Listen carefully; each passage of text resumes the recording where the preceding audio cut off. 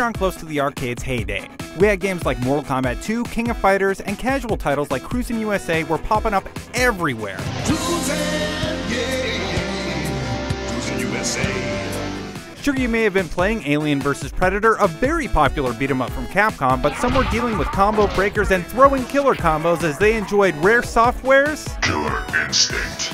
Oh, and of course, Ultra combos were being thrown constantly. Obviously, Killer Instinct was a fighting game, as you can tell by the life bars, the two fighters, and the combos, but did you know that this is one of the first games to be released by both Midway and Nintendo? Cruisin' USA, mentioned earlier, was another, and while it was probably the most popular one, Killer Instinct, or KI as the kids started calling it, had an allure to it that, arguably, still hasn't been reproduced to this day. Nope, not even in the sequel. I think it's because the combat, and more importantly, sound design was absolutely phenomenal. Blaster Combo! And it's mostly thanks to that guy. Sadly, when the game was ported to the home console, it was greatly scaled down and did not hold up nearly as well.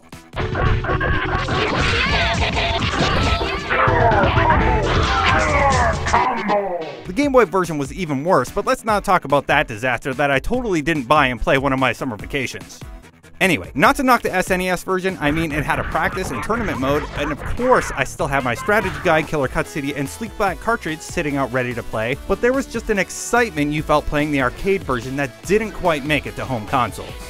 It did come with that sweet Killer Cut CD though, packed with 12 classic tracks. Such a feeling, such a feeling, such a feeling, killer feeling. And don't forget the Humiliation song hidden at the end. Humiliation.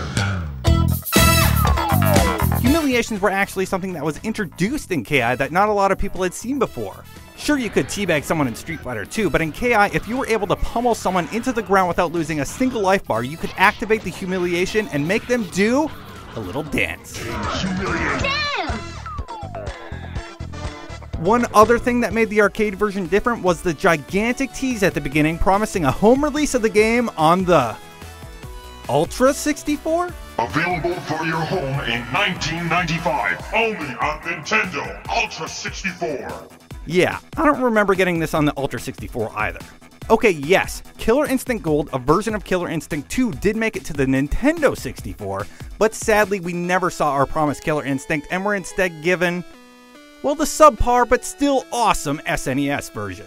Anyway, more reasons the arcade version was great. The arcade version was one of the first ever to use a dedicated Seagate hard drive, allowing it to have pre-rendered animations, 360-degree arenas to fight in, and some extremely cool No Mercy, later called Danger moves that you could perform on your opponent.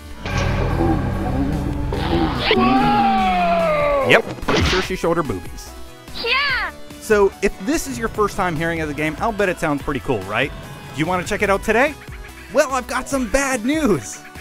Unless you can get an SNES version or a dedicated arcade cabinet like I did, you may never get the chance. On December 4th, 2012, Microsoft tried to renew the franchise but was rejected by the US Patent and Trademark Office as it could be confused with the TV series by the same name. Thanks a lot, Fox. Oh wait, I work for them, whoops. Anyway, that's your 101 on Killer Instinct. Do you have some KI memories? Let us know about them in the comments below, and for more 101s on gaming, be sure to keep it locked right here on IGN. But first, one more Ultra Combo.